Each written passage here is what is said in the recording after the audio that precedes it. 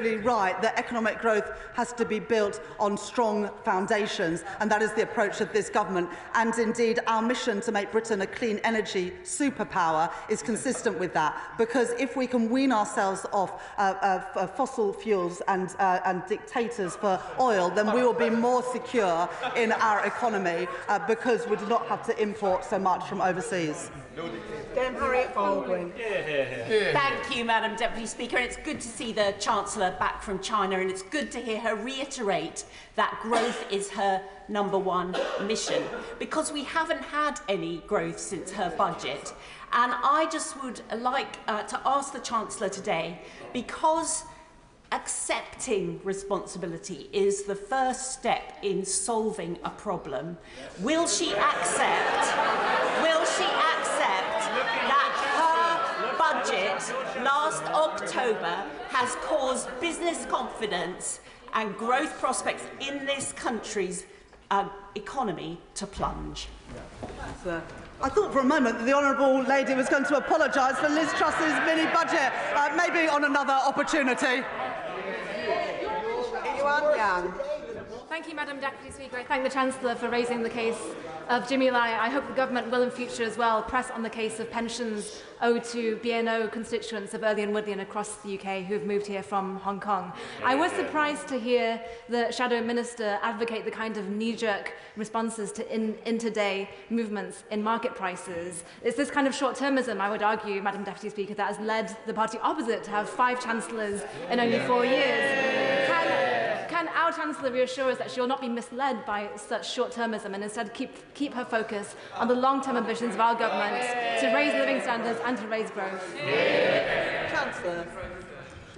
The Honourable Lady, my honourable friend, is absolutely right. And there has been global movements in international markets in the last week or so, and those have been global in nature. But in the UK, we must do what we can, and that's why I've reiterated today my commitment to the fiscal rules that I set out in the budget in October, and reiterate that growth is the #1 mission of this government. Growth built on stability, which came through securing the public finances, through investment, including through the National Wealth Fund and GB Energy, and reform of our pension system, our planning system to make it easier to build in Britain, getting people back to work and reforming our pension system. This government is cracking on after 14 years of failure from the party opposite.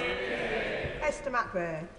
Did the Communist Party of China tell the Chancellor she was doing a good job running the UK economy or a bad job running the UK economy when she was there? I wasn't seeking assurance from any foreign government of the performance of this government. What I was seeking to do, and what I achieved in China, was getting tangible outputs for British businesses trading overseas, helping create more good jobs, paying decent wages here in Britain, something that the party opposite absolutely failed to do in 14 years. Tim Rocker. Thank you, Madam Deputy Speaker. Can I thank the Chancellor for her statement, and I particularly welcome the fact that she raised the issue of Jimmy Lai and human rights in Beijing. I think that's really, really important. After 14 years of inconsistency on China by the party opposite, does she agree with me that we need a cross-Whitehall strategy and a pragmatic approach? Yeah.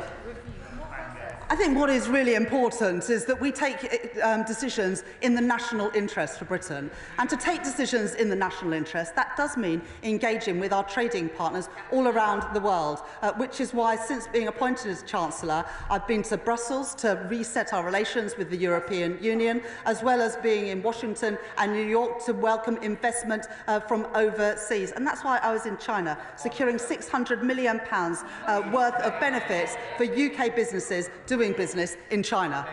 Stephen Flynn. Thank you, Madam Deputy Speaker. Will the Chancellor of the Exchequer do what the Prime Minister refused to do yesterday and rule out future spending cuts? Chancellor. I'm not going to write 5 years' worth of budgets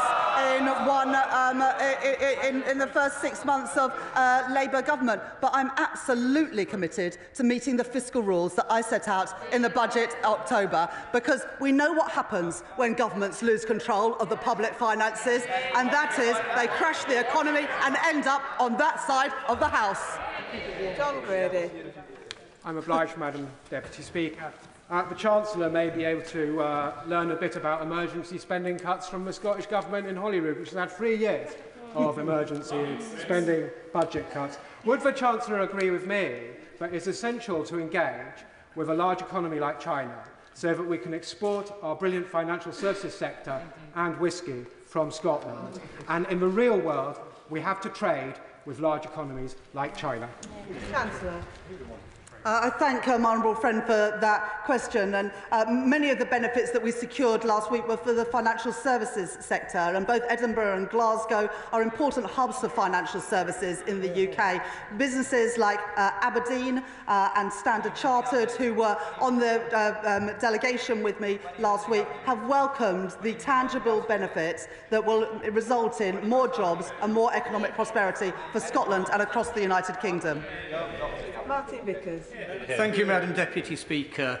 It has been reported that whilst in China the Chancellor was going to meet the owners of British Steel. Many of my constituents work at the Scunthorpe Steelworks.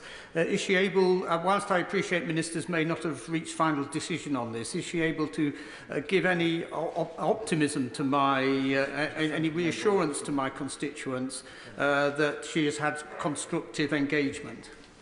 Chancellor.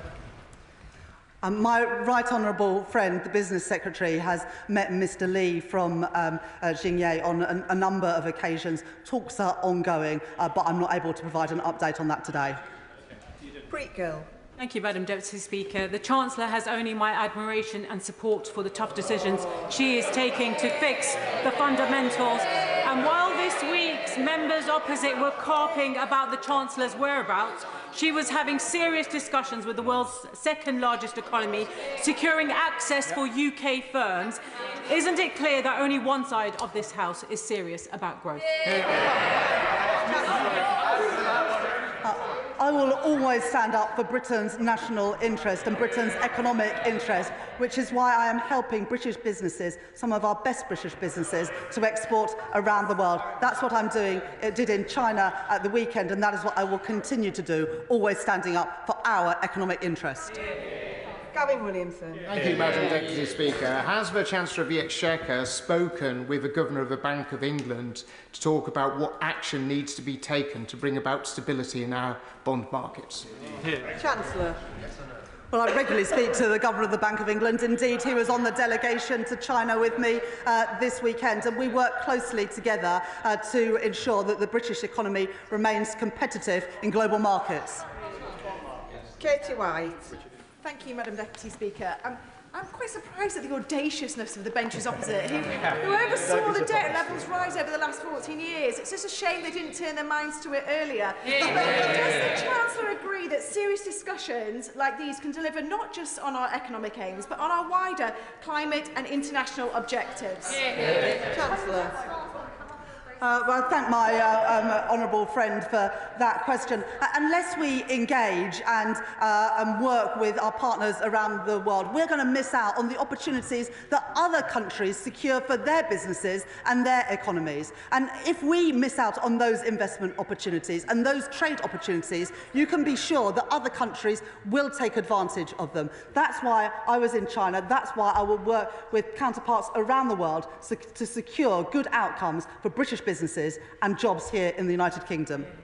Dr Andrew Morrison. Thank you, Madam Deputy Speaker. The Chancellor has been raising human rights abuses in China, but did she get the opportunity to raise with her interlocutors the extrajudicial work of the United Front Work Department, particularly in relation to UK institutions and especially universities? Yes, good question. Chancellor. I raised a number of issues around human rights abuses, labour issues, and indeed rights and freedoms in Hong Kong, including the case of Jimmy Lai. I raised that with all of the ministers that I met in China, always standing up for our values and our interests. Thank you, Madam Deputy Speaker. Unlike the party bickering on the opposition, we are cutting deals in the British national interest and putting Britain at the frontier. 600 million just over this weekend, an AI opportunities plan just this week. Does the Chancellor agree with me that we are the party of action, they are the party of rhetoric? Chancellor. I thank my honourable friend for